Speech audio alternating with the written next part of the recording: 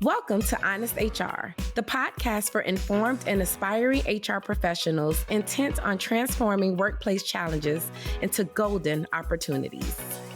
Every week, we chat with industry experts to bring you insights, trends, and actionable advice through relatable stories from the real world of HR. Honest HR is a SHRM podcast, and by listening, you're helping to build a more engaged workforce and drive organizational success. I'm Wendy Fong. I'm Amber Clayton. And I'm Monique Akanbi. Now, let's get honest.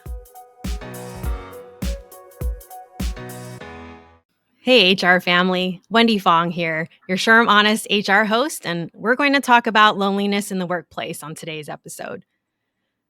The World Health Organization declared loneliness as a global health threat, and the U.S. Surgeon General declared loneliness an epidemic. As the days are getting shorter, we have less opportunity for sunlight exposure, which can negatively impact our moods. Seasonal affective disorder, SAD, SAD, it's a form of depression, and that can occur during fall and winter months. So today we're joined by Sonia Aranza. She's Global Diversity and Inclusion Strategist and international speaker with over 27 years of experience. You can find a link to her full bio in the show notes. Welcome to Honest HR, Sonia. Thank you, Wendy. I'm honored to be here. Yeah, we're glad to have you on to talk about this important topic. So, what inspired you to focus on the issue of loneliness in the workplace? Yeah, I'm obsessed with this idea of making the workplace a better place to be human. Absolutely. I believe that life is brief. We're born and we die, and we spend the majority of our lives at work. So my son, a graduate of UC Berkeley, brought this to my attention about, as you said, the World Health Organization declaring loneliness as this global health threat. And I thought to myself, is there a connection between loneliness and work, since we spend the majority of our lives at work? And so I dug in. So, what are some of the main factors contributing to this loneliness epidemic? Like, what did you find as you started to do your research? Yeah, thank you for that question. So I want to contextualize it. I want to bring you back to March 2020 when COVID presented this disruption in the way we work and in the way we live, right? So we all had to try and figure it out. We came up with virtual workplaces. We came up with, normalizing, if you will, meeting online, normalizing remote work. And as a result of all of this, we thought that, we kind of had it figured out, but it turns out that this thing that we created, the virtual workplace, and particularly the use of technology, is a mixed bag. And that this virtual workplace really presents us with a dilemma. Because while virtual work is liberation really for so many people, it comes at a cost, comes at a price. And that price is less connections with people. And that has contributed to this loneliness epidemic. So basically, out of the pandemic and our switch to leaning heavily on technology, technology can be great. It was a great tool for us to be able to still be productive in the workplace and connect online, but it sounds like it was a negative, unanticipated result of that. Is it because there wasn't a balance of that in-person to virtual? I mean, now that we're slowly getting back, or back into the norm of what we consider the norm, and people are going back to the workplace in person. We're reading the headlines of Fortune 500 companies bringing people back in, or at least having a hybrid work week. Are we seeing the statistics change on loneliness, or we're still seeing it as an epidemic? Mhm. I think it goes back to a dilemma that we, as a society, haven't quite addressed, which is how do we create workplaces where it's okay to be fully human? So, fully human to me means that we not just have a physical body, we have an emotional body. So, before we went into virtual work and before we relied so heavily on technology, we already had that dilemma, right? We already had that challenge where, how can we look at our employees, our human resources, not just as a provider of skills and services, but as fully human? So it started there. And then when we moved to this virtual workplace, having not fully addressed it in the first place, this whole thing about being human, then it just sort of added to that dilemma.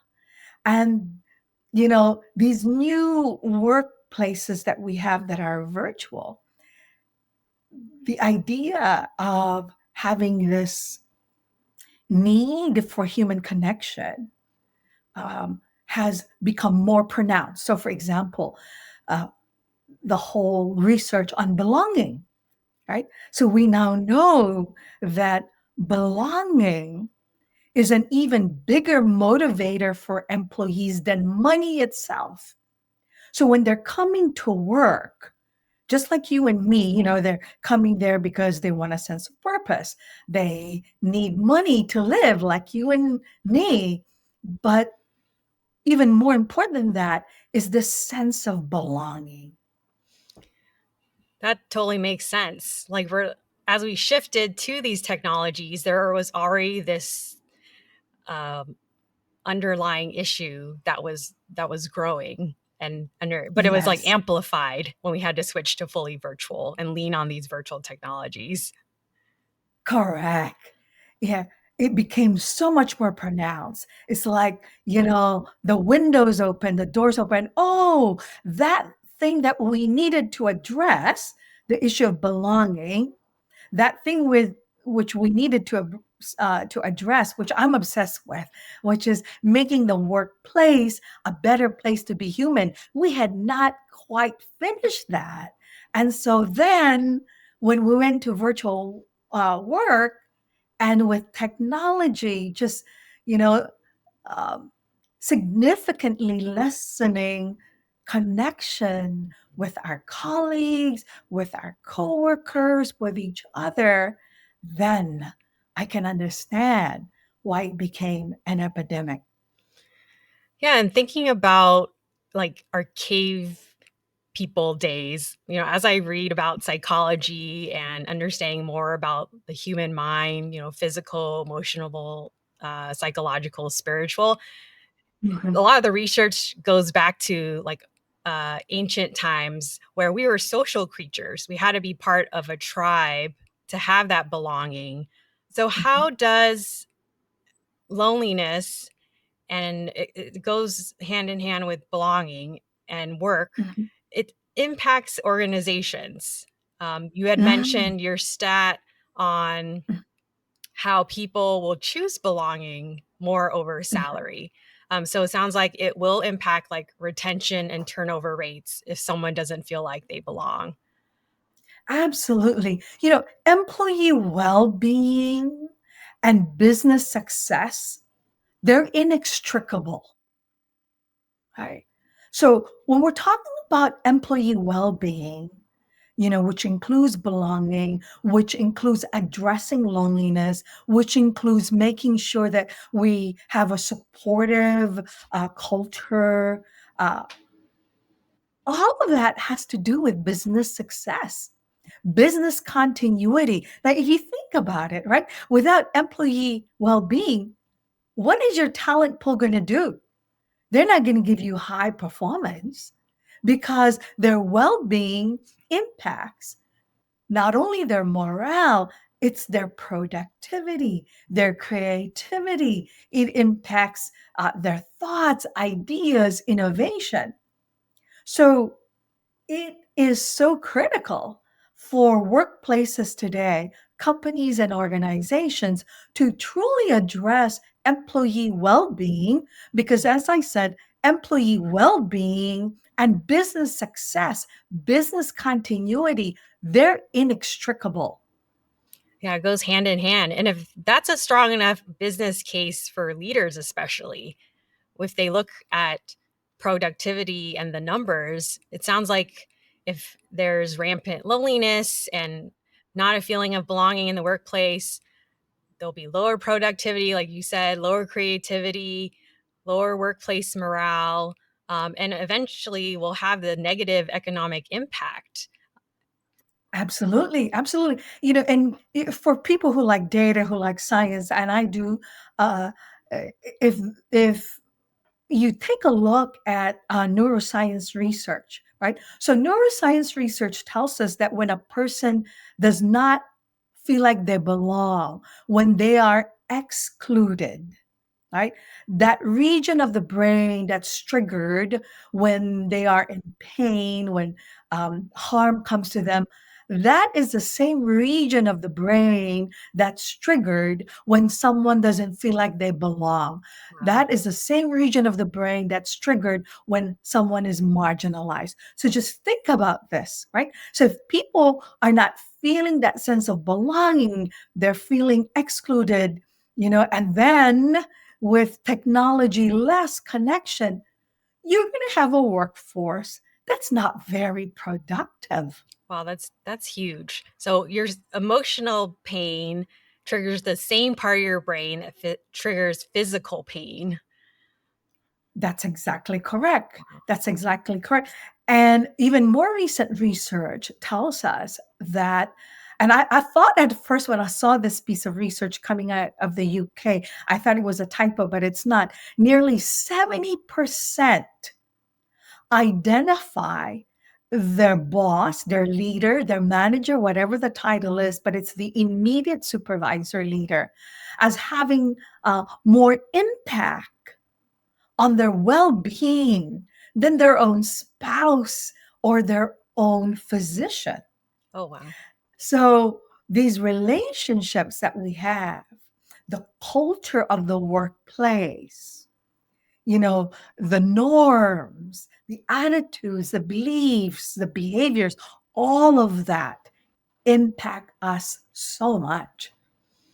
It seems like a huge task for HR and workplace leaders, or even people managers, since they have the direct and most impact to try to tackle this. But it sounds like with belonging and building inclusive workplaces is something an HR professional should try to strive for, to address loneliness, to help employees engage and thrive. So what are some ways that HR professionals can start? It's so important to make sure you invest in your human resources. So what I'm talking about is, when you look at our employees as humans, right?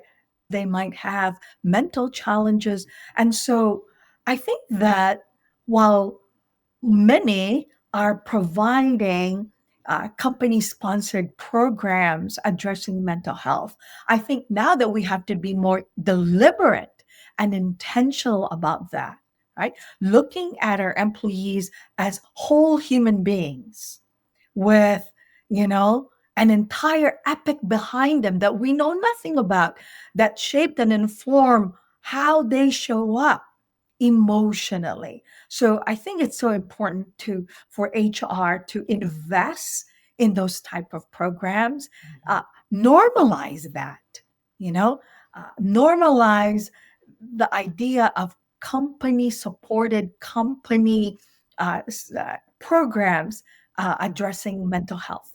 I would even say that there are some things that are low cost that you can do right away, and it won't surprise you to realize that they're really something we should have been doing all along. And that is when we went to virtual work, when we started using technology, there should have been and there should be an intentional, consistent check in between leaders and the team members they lead. So, for example, when you take a look at workplace surveys by Ernst and Young, which is one of the more recent ones, you know, they say what they found is that they say that employees feel the sense of being cared for and a sense of belonging when their leader checks on them regularly. Not just once in a while, but a consistent part of working with one another. Checking in on your employees, it seems so simplistic, right? But it's something that we don't do enough and we don't do consistently. The other thing from the Ernst and Young research tells us that it matters also that the leaders, so more senior leaders, for example, really support the idea of human connection. So let's talk about human connection for a little bit, because this is, something that old school. So I've been around for 27 years. Old school, they would say, well, when you check in with people, you should check in on, their deadlines and the things that they need to do. No, Very work you need to focused. very low, yes, very work focus as opposed to worker focus. When you're worker focused, then you will eventually get success with the work. Yeah.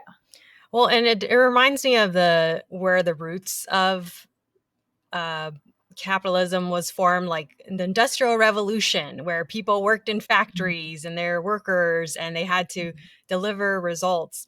But there's this evolution, like you said, of looking at the whole person. We're spending more time in work, and how can we Mhm. engage the whole person to make Mhm. sure that there's a safe space, an inclusive space for that person to also thrive. It's like taking care of a plant. Like, are you watering the plant? Are you giving it enough sunlight, vitamins?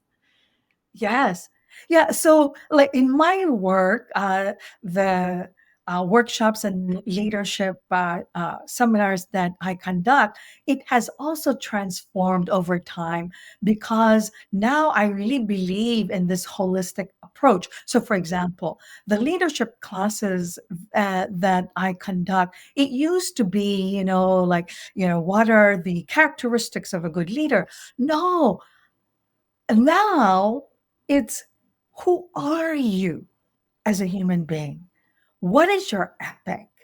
What is your story? Because before you can lead others, you have to lead yourself. And how can you lead yourself if you don't know who you are? And how do you know uh, what shaped and informed how you react to the people you lead if you don't know who you are? So it goes back to this piece again of seeing the person as a whole human. We can no longer, containerize, what we do at work, what we do at home, what we do at play. We're an entire human. And when we come to work, that's who we have to address is the wholeness of that human. And to recap some of the ideas that you shared before, so it sounds like to be intentional, right? So it sounds like maybe building it in more into part of the overall workplace strategy. And also engaging people managers, making sure they have, whether it's appropriate training or resources to learn more about themselves or to give them the tools to help engage more with their employees, not just from the technical work standpoint, but also from, that human connection standpoint. And I would add to that, uh, develop the mindset right? Because this is a mindset. This whole idea of valuing human connection, this whole idea of looking at our workers as human beings, that's a mindset that goes back to organizational culture, right? So, what is organizational culture? It's the attitudes, beliefs, behaviors, and values of an organization. And then when I meet with people being driven by that mindset, that attitude, belief, behavior, and value of human connection, before I begin on uh, the deadlines, the content of whatever it is that needs to be completed, might I build in some time to say, how are you? How are you doing really? Is there anything I can do for you? And then reminding people of, hopefully by then you'll have these resources available of things that can support them from your company. So it's a mindset, really. It's a mindset. It's the culture that you really need to address so that human connection becomes a center of that cultural that you have in your organization. Yeah, that definitely makes sense. That it's a mindset shift of the organizational culture coming down, right, top down from leadership. Mhm. Also, on the grassroots level, it sounds like the manager feeling like they are empowered to ask these questions and have these conversations because it's an organizational mindset. Yes, absolutely. Yeah. So, you can think of organizational culture, like the first organization you ever belonged to, which is your family, your home, right? So, things that happen there, really shaped and inform how we behave. So, for example, in some family cultures or organization, maybe children were seen but not heard. And so everybody follows that. Oop, I better not say anything. And so you have to be very careful then about the culture in your organization. What are some of the unwritten, unsaid things that people are following? So, for example, if you have a culture where people don't openly talk about mental health, when you have an organization when people feel like they have to cover their struggles, then that is a disaster in the making. So you really have to look at your culture to make sure that it's one where being human is okay. So, how can a HR professional or organizational leader tap into that data? Like, how do they know if they are creating a safe workplace? What is the best way to tackle that? Like, how do they know if mental health is a safe topic to talk about? Yeah, so you can go from macro to micro or micro to macro. So, for example, back to the organizational culture. Do you know your organizational culture? Have you done a cultural audit of the attitudes, beliefs, behaviors, and values that permeate your organization? Have you done that? Have you done a cultural audit? Have you looked at some of the things that are unwritten that informs people, uh, how your people speak and engage at work? So you could go macro like that, like doing a cultural audit, or you can be just what we're talking about here, taking all of your programs and looking at it through the lens of human connection, looking at all of the things that you put so much effort in and looking through it through a sense of belonging. Do these programs, do these things that we do now, contribute to strengthening human connection? Does it contribute to strengthening people's sense of belonging? And then wherever the gaps are, you address that. Yeah, that makes sense. I mean, it will vary from organization to organization. Like, I know in my role, I'm actually the only remote person on my team. And so to address that gap of not feeling connected to the in-person team, I have to be, like you said, very intentional about Mhm. connecting with each of my team members on non-work related things. Yes, yes. And this virtual workplace, remote work, hybrid work, it's here to stay. Yeah. And so it's so important for us to be deliberate and intentional in the way we connect with one another. If you think back to Maslow's hierarchy, it argued that a physiological needs like, a roof over our head, food on the table, a shirt on our back was the most important and fundamental. However, that's no longer true. More recent research tells us it's belonging that's fundamental. So, since virtual work is here to stay, technology is a mixed bag. We have this loneliness epidemic. So, we need to be more intentional, more deliberate in the way we connect with one another. Loneliness is not only something that impacts people's health, it's really about people's lives. And so their wellness, as I said before, is inextricably linked to your business success. It's inextricably linked to the continuity even of your business. So we need to address it. Yeah, I just read a pretty staggering statistic the other day that suicide is the number one cause of deaths with teenagers, because I have a 14-year-old daughter. So when I read something like that, alarms are blazing, like, oh my gosh, that's so scary to hear that, because that is something that is preventable. And this is the new generation, Generation Z, that is slowly entering the workplace with that Yes. burden of how can we address this to make sure that we're all healthy, thinking of the whole person and working together in a community and creating that belonging. Yes, yes, yes. And it's so complex now because, say, with teenagers, for example, and this is relevant also with adults, social media, it's addictive. There's constant comparison. I mean, if you believe everything in social media, even as an adult, you think that everyone else has an amazing life except you. Yes. And that's not true, right? So I FOMO is grew up, real. yeah.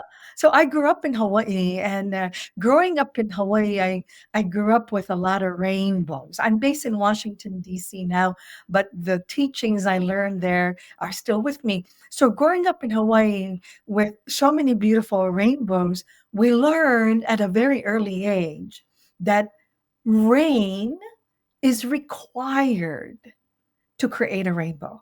You need rain and sunshine. And that's really a metaphor for the human experience. Mm. And we need to talk about that at work, that the human experience is both rain and sunshine. I love that analogy. And it's true. I mean, how can you know what happiness is if you haven't experienced sadness? Right? Or when Exactly. I watched, I don't know if you watched Inside Out, one of the Pixar movies, where they're in the mind of the main character, who is a little girl, and she has joy and anger and sadness, all emotions that are in her head, and they all have to work together because it's part of the Yes. human experience. Yeah. Yeah. That's a beautiful example then of how we should approach employees at work with that multidimensional view, because we have an emotional body, not just a physical body. We have an emotional body. And so when we approach our employees, when we approach our colleagues like that these are people whose hearts break. These are people who have struggles. These are people who are just trying to provide for their families. And so many things going on. When we approach our employees like that, like a whole human being with rain and sunshine, you will be surprised at how clear it is when you look at the programs you set in your HR work, like, is this human? Does this contribute to belonging? Does this contribute to human connection? You'll begin to see, like, through that lens, and you'll be able to serve your employees better and benefit your company. Yeah, absolutely. It's a win-win situation because gone are the days we can't separate work and personal life anymore. Exactly. Mhm. Exactly. Well, thanks, Sonia. This has been really great conversation. Your insights have been very inspiring, and resources and tips, and just the facts that we gathered in today's episode. Hopefully, this will build a strong business case for leaders and HR professionals to take action to address the loneliness epidemic, especially as we enter these fall winter days with less sunlight, and we might see more cases of seasonal affective disorder rising in our workers. And remember, HR family, just wanted to remind you that you are not alone. There may be times when we can all feel lonely. We talked about the ebbs and flows, ups and downs of life, and we can feel isolated at times, but you matter, we all matter, and we're here in this together. And want to mention that this episode qualifies for 0.5 PDCs. So that's professional development credits for SHRM certification. The activity ID is 25-P as in pumpkin, J as in jelly, A as in apple, G as in green, and N as in nut. That's 25-PJAGN with the expiration date of October 10th, 2025. So before we say goodbye, I want to encourage everyone to follow Honest HR wherever you enjoy your podcast. Also, please leave a review. It has a real impact on our podcast visibility. So if you enjoyed today's episode with Sonia, please take a moment to leave a review and help others discover the show. Finally, you can find all of our episodes on our website. It's at shrm.org/HR Daily. So thanks for joining the conversation on this important topic, and we'll catch you next week.